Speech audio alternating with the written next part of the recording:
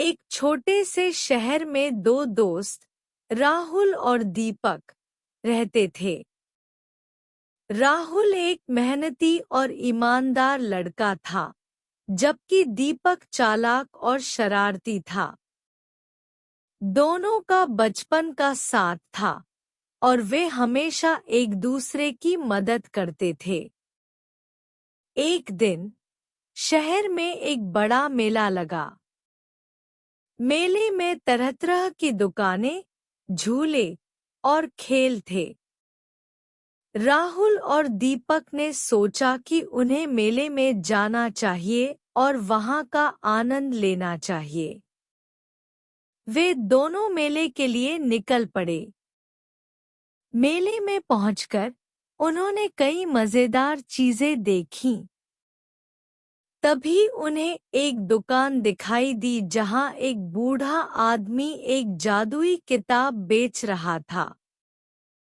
बूढ़े आदमी ने कहा, "यह जादुई किताब है। जो भी इसे पढ़ेगा, उसकी हर इच्छा पूरी होगी।" राहुल और दीपक ने किताब खरीदने का सोचा और मिलकर पैसे इकट्ठे किए और किताब खरीद ली। वापस घर आते समय दीपक ने कहा, "राहुल, हमें इस किताब का प्रयोग करना चाहिए और अपनी इच्छाएं पूरी करनी चाहिए।" राहुल ने सहमति जताई, लेकिन उसने कहा, "हमें इस किताब का इस्तेमाल सोच समझकर करना चाहिए।" पहली रात दीपक ने किताब का इस्तेमाल किया और इच्छा की कि उसके पास बहुत सारा धन हो। अगली सुबह दीपक के घर में सोने चांदी के सिक्कों का ढेर लगा था। उसने अपनी इच्छा पूरी होने पर खुशी मनाई और सोचा कि अब वह सबसे अमीर आदमी बन गया है। राहुल ने भी किताब का इस्तेमाल किया, लेकिन उसने धन की बजाय ज्ञान और बुद्धिमत्ता की इच्छा की। उसकी इच्छा पूरी हुई और वह और भी बुद्धिमान हो गया।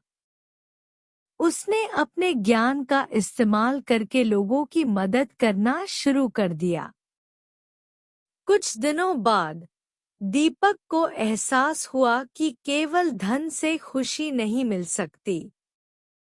उसके पास धन तो था, लेकिन वह खुश नहीं था। वहीं दूसरी ओर राहुल अपने ज्ञान और बुद्धिमत्ता का उपयोग करके लोगों की समस्याओं का समाधान कर रहा था और सबकी मदद कर रहा था। लोग उसे बहुत पसंद करते थे और उसकी इज्जत करते थे। दीपक ने राहुल से अपनी परेशानी बताई और उससे मदद मांगी।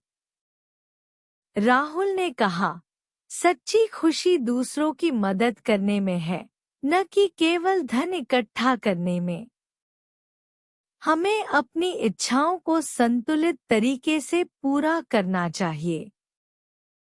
दीपक ने राहुल की बात मानी और उसने भी अपने धन का इस्तेमाल लोगों की मदद करने में करना शुरू कर दिया। धीरे धीरे उसने समझा कि सच्ची खुशी और संतोष दूसरों की मदद करने और उनके चेहरे पर मुस्कान लाने में है।